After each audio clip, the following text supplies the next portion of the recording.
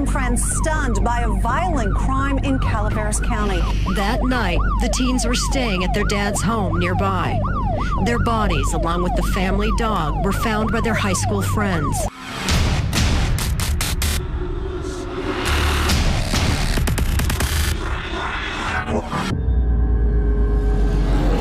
In 2012, the late Phil Marshall, he wrote 3 books, 2 about his doubts about the official 9/11 report, and 1 about a docudrama, actually, about his time as a pilot for the CIA in the 1980s.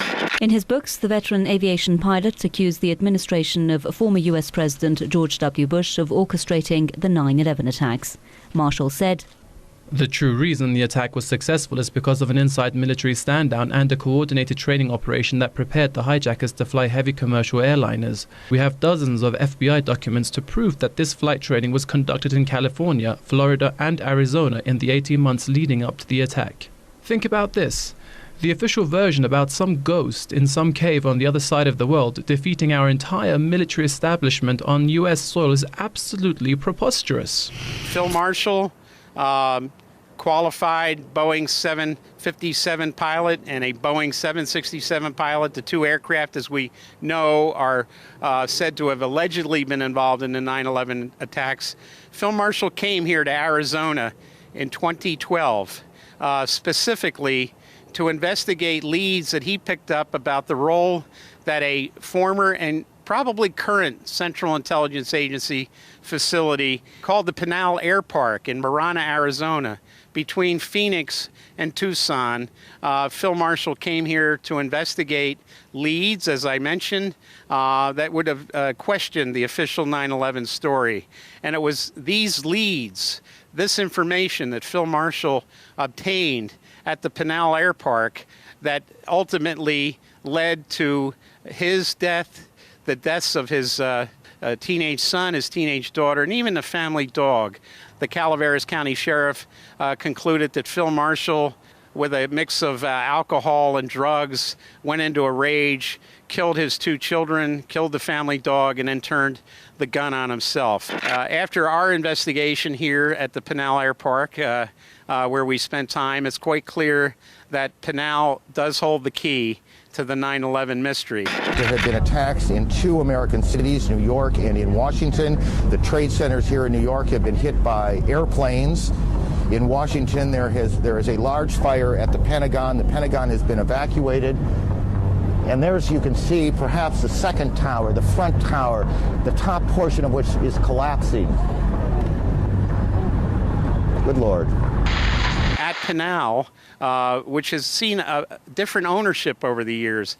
It at one time was the facility where several CIA airlines were based. These airline companies were organized by George Dooley, the CIA man who created Civil Air Transport, Southern Air Transport, Air America from the movie by the same name, starring Mel Gibson. Also Intermountain Aviation. Phil Marshall, of course, had some dealings working with Intermountain Aviation out of Mean, Arkansas. So then it became Evergreen International, and now it's known as the Marana Aerospace Solutions.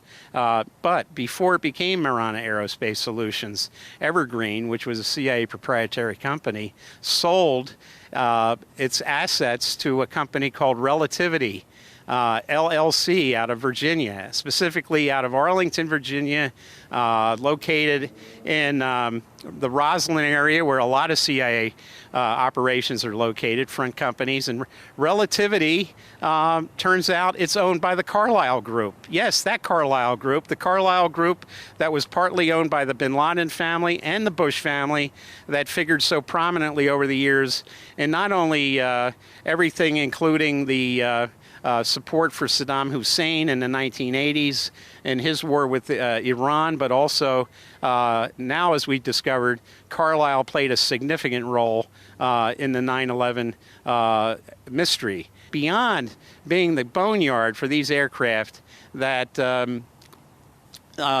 Marana facility, also what they do there is they bring planes in to do quick maintenance. They take planes in there to do maintenance and then putting them in storage. And then from storage, these aircraft can be put back into active service. But also what we learned is that at the Pinal Air Park, they have the capability to fabricate new parts and take parts from different aircraft and cobble them together to create what might be called a drop plane. We all know that a drop gun is pieces of various weapons put together to create a new weapon, which there's no obvious no track record for. The serial numbers are shaved off. Well, the same thing can be done to an aircraft.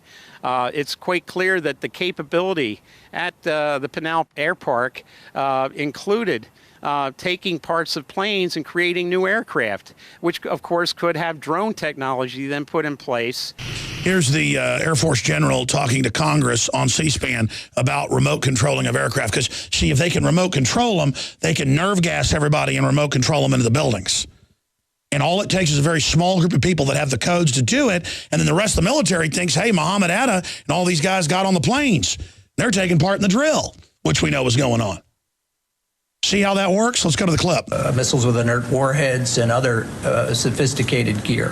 What have you guys done to equip our Air Guard and other NORAD potentially assigned units with the training, with the rules of engagement and the hardware that gives them an option other than what we have now, which is just to destroy the aircraft and all its passengers? I'm aware of at least one program which is classified, so we can either talk about it offline or provide you the classified paper on it. There may be others to do exactly that. Okay, and then people say, oh, no, they're talking about missiles there. No, they're not. Here's Bush in PBS. Bush announces new security measures to enable air traffic controllers to take over a distressed aircraft and land it by remote control, okay? That's what the program is. That's what's going on.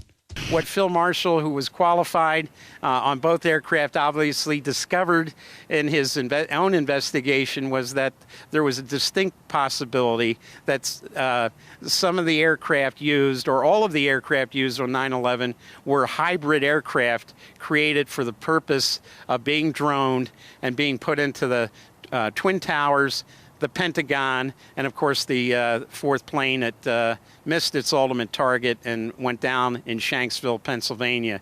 It's obviously Occam's razor. The easiest explanation in this case is the correct explanation.